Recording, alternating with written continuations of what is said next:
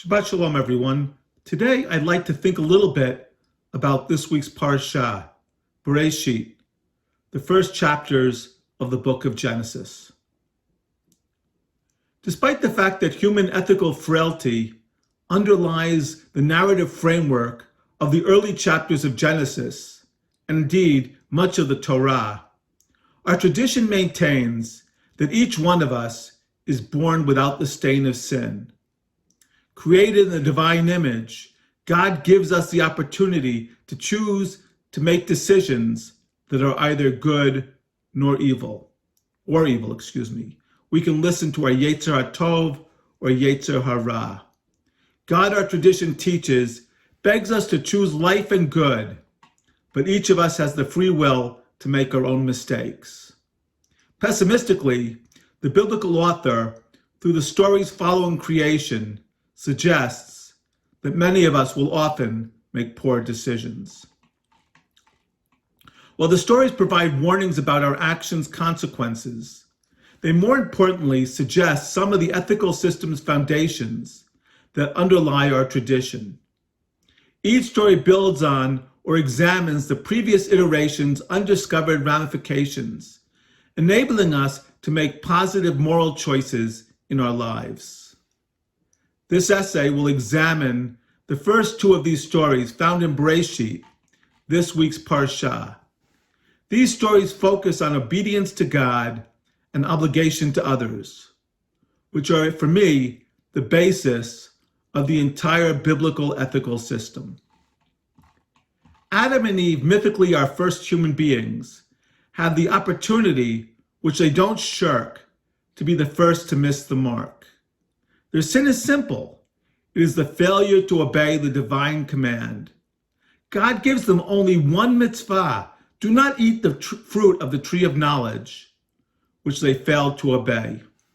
In punishment, God exiles them from the garden, and human history can begin. This story establishes the most basic ethical foundation of Judaism: obedience to God's mitzvot, God's commands, as expressed for us through the Torah. As noted, the biblical author presents a pessimistic view of humanity. Therefore, the Apple incident, with the subsequent exile, is only the first of many falls. The second of these, Abel's murder, is grievous, as perhaps 1/4 or more of the human population is wiped out, as Cain, like Thanos, lifts his hand against his brother. The blood itself cries out to God at the evil of Cain's actions. In these Genesis stories and elsewhere, the Torah implies two ways to understand God's will. Adam and Eve disobey a command given to them directly by God. Like many such commands in our tradition, think of many of our ritual observances, the logic is not always apparent. We are asked to obey even if we don't yet understand the motivation. There is, however, a second source of godly ethics. In Genesis, God never explicitly commanded that murder was wrong. That comes much later in the Torah. Instead, through creation and divine image, our tradition suggests that a basic understanding of ethical action is found in our very hearts and minds to do it, or of course, not to do it. We know in our hearts that actions like murder and thievery are wrong. Yet the obvious prohibition against murder is not the only necessary ethical foundation derived from the story. As God confronts Cain following the murder, Cain asks, "Am I my brother's keeper?" It is unnecessary for God to give Cain an explicit answer, as the answer is built into the question itself. Brother or sister is an unmistakable reminder of a relationship fraught with obligations.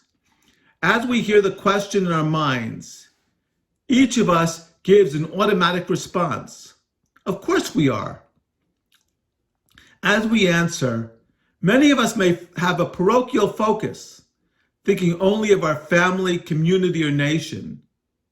Yet the biblical text suggests something else.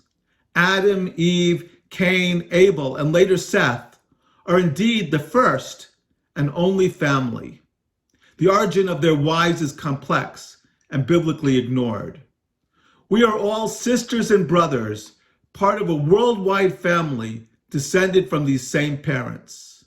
Indeed, the obligation to other human beings and indeed the world itself will underlie the moral lessons that our rabbis will derive from the falls included in next week's Parsha.